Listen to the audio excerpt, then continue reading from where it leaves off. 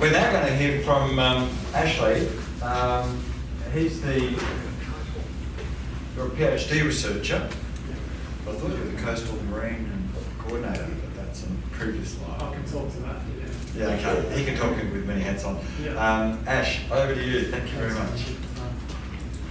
So that's right. I used to work at Geraldton, and I know many faces in the room, so it's really nice to be presenting here today in front of you all. So thanks for having me present. I used to be the Coastal Marine Program Coordinator at NAC. I moved away from Geraldton, began a PhD at Curtin University, and I also do work part-time for two small local governments, the Shire of Gingin and the Shire of Dandaragan, and I'm working with them on a coastal adaptation planning project. So I was going to be presenting an update on that today, and I thought, well, I can probably do that in 60 seconds, and it doesn't apply to everyone in the room. So if anyone's interested on that project, with my Shire hat on, we're going to be releasing or proposing coastal hazard maps to Council this month for release in April, early May, and we'll be having a community workshops starting in late May. So if Council ticks it all off, we'll be going ahead with that. So Shire hat off, researcher hat on. I'm a PhD researcher at Curtin University. Basically the way you can do PhDs is you can write a traditional thesis, or you can write four or five publications in a peer-reviewed journal. What I'm presenting today is part of my second paper. My first paper was published in March. If anyone needs some light reading before bed to get to sleep at night, it's in the Environmental Planning and Law Journal, and it talks about different planning instruments that local governments are using to adapt to coastal erosion and coastal inundation. So my PhD really focuses on looking at not looking at engineering approaches to managing coastal erosion risk and coastal inundation risk. What can we do in our planning system to avoid having to use engineering approaches? So I'll talk to that a little bit today. I think that's my intro done. Let's get into it.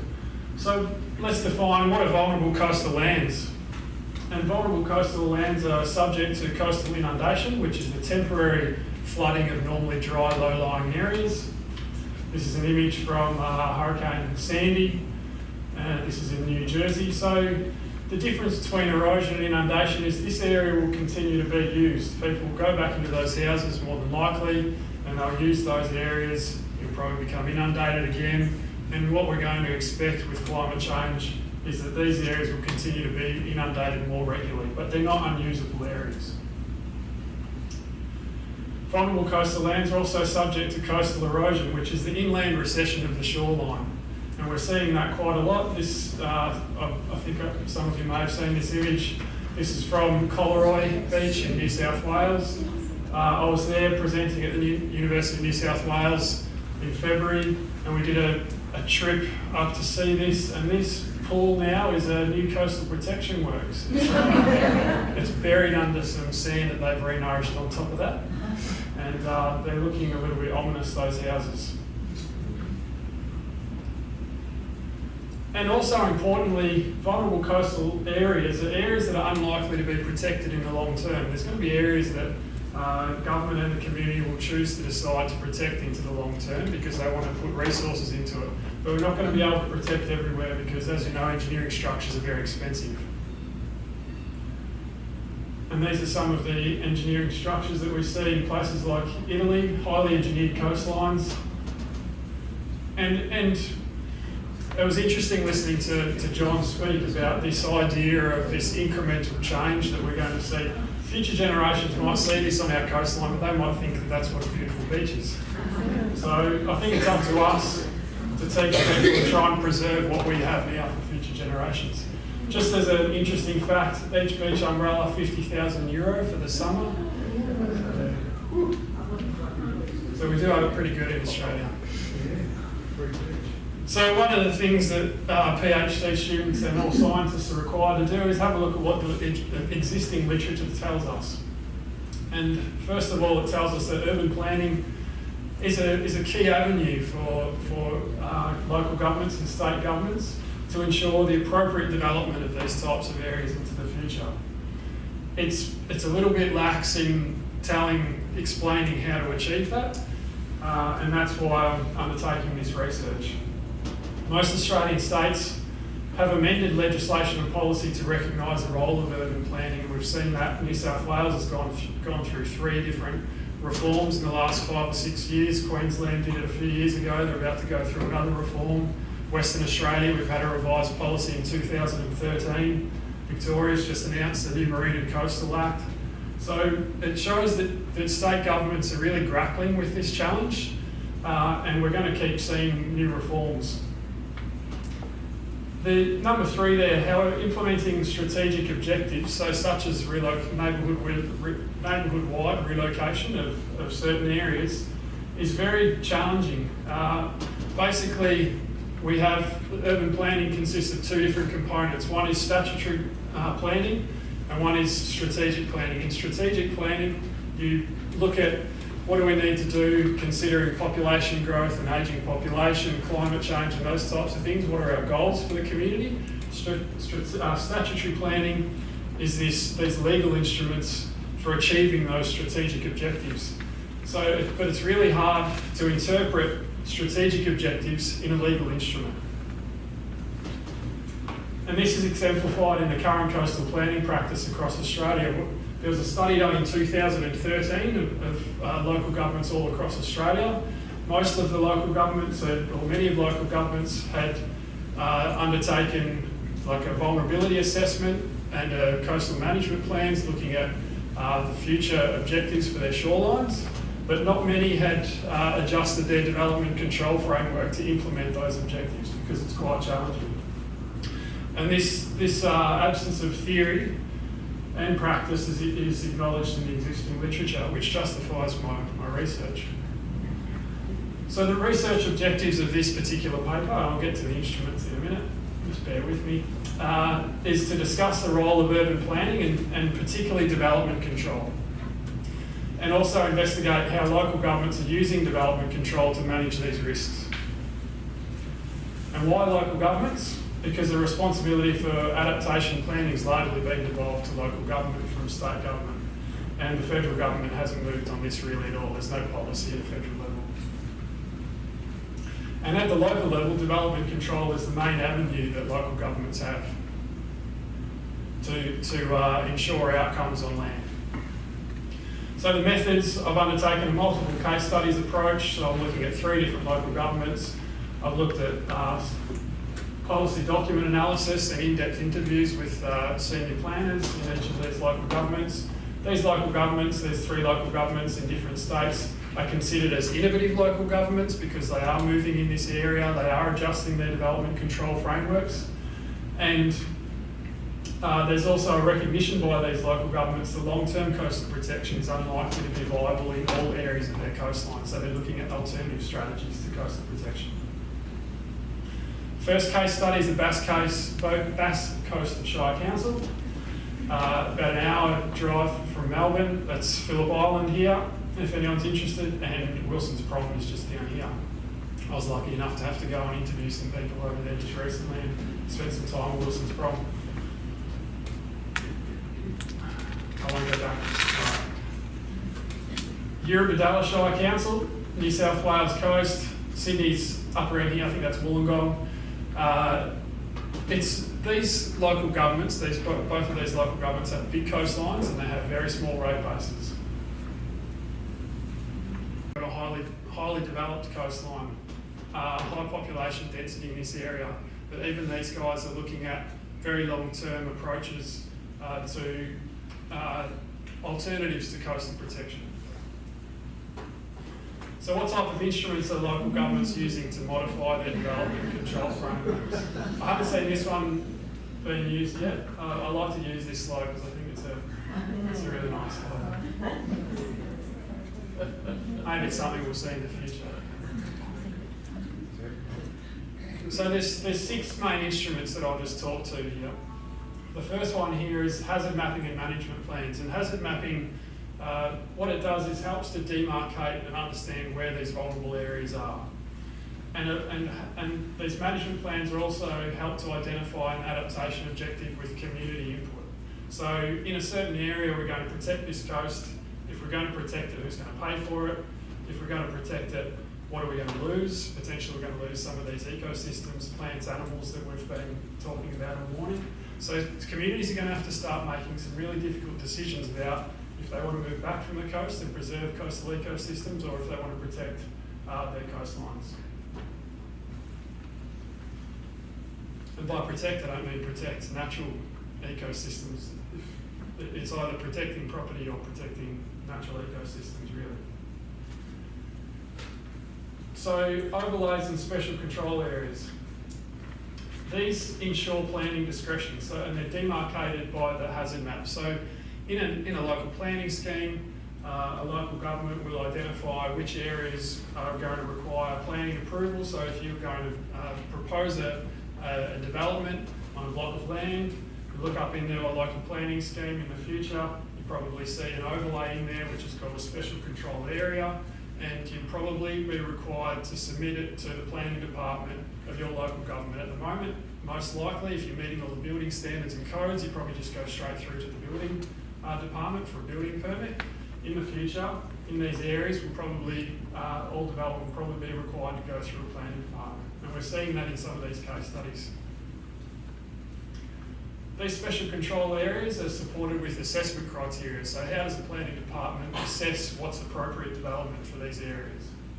And also in New South Wales and in Victoria, people who are proposing development in these areas are being required to submit a coastal hazard vulnerability assessment, and that's showing the planning departments how they're going to meet those risks into the future. Approval conditions. So a local government can either do three things. They can approve a development, they can approve it with conditions, or they can disallow it. Some of the conditions that we're seeing that are going with planning consent, in particular in Victoria and in New South Wales, are minimum finished floor levels, so raising floor levels up to meet flood risks, and we see that anyway in rivers and things like that. We're going to start seeing that potentially on our coastlines. And also in New South Wales, we're requiring relocatable dwellings. Here's an example of some relocatable dwellings. I just nabbed these off the internet. They're not in any of the case studies, but they look like normal homes. They're just easily relocated. And this is an example of minimum finished floor levels. So this is in New Orleans. And that was after the hurricanes that they had there, the old and the new, basically.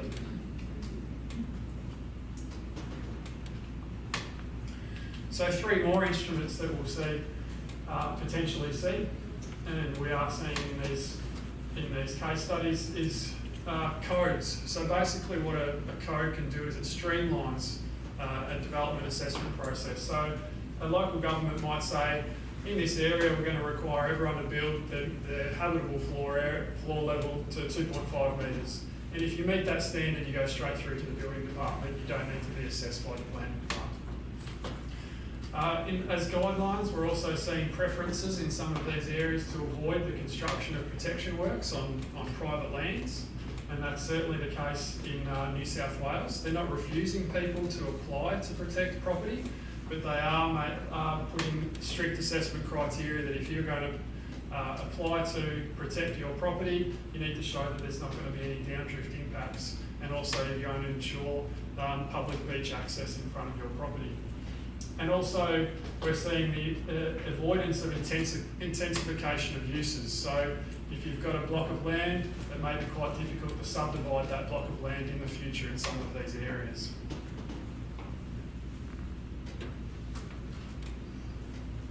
Agreements on title. So what these do is basically they carry a planning condition through the change of ownership. So if a planning condition is applied to your building permit, or to your planning permit, sorry, how do we ensure that future owners know that condition applies to their new purchase? So basically, some of these local governments are putting the conditions also on the property titles.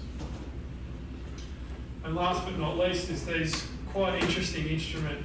It's called a qualified use or development right, and basically these require the removal of a structure when a hazard occurs. So what's really challenging for local governments and for communities as well is to predict what are the impacts going to be in the future. How do you predict what sea level rise and the potential impacts? Our coastlines are highly dynamic. So basically what these instruments do is allow the continued use of an area. But if the hazard does occur and it comes back and starts undermining your structure, then potentially you may need to relocate that structure away from, or back further on your block or away from that hazard area. It allows the continued use of land, so it avoids the sterilisation of these lands. And it allows local governments to continue to approve development in some of these areas and people to continue to use their property. So some of the key learnings, this is the last slide. Everyone's probably getting a bit tired after lunch. What we're seeing is that significant steps are being taken by local governments to use development control as an avenue for addressing erosion and inundation risk. So we're seeing an uptake of science in decision-making processes, and I think that's a really good outcome. I think only probably 5 or 6 years ago we're all still debating whether sea level rise is actually occurring. Within a space of about 5 or 6 years we're seeing science being built into decision-making process, and I think that's a real positive. Development control can ensure that appropriate development occurs at a lot scale for new development. So development control is triggered when someone puts in an application for development. If you haven't put an application in for development, you have an existing use right, and it's very difficult for the government to adjust that use right without compensation. So that's a very tricky one for government. So therefore, the extent to which development control can be relied upon by itself to implement neighbourhood-wide adaptation strategies is likely to be limited. So we might see development control as this panacea for adapting our coastlines. It's not. We need other complementary instruments. And I think I'll probably just leave it there. Thank you very much.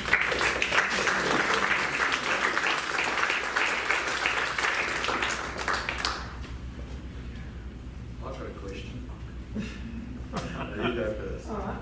Ashley, I just noticed under your codes and guidelines, when you're talking, but you're mainly talking about private development and private, you're applying it to that.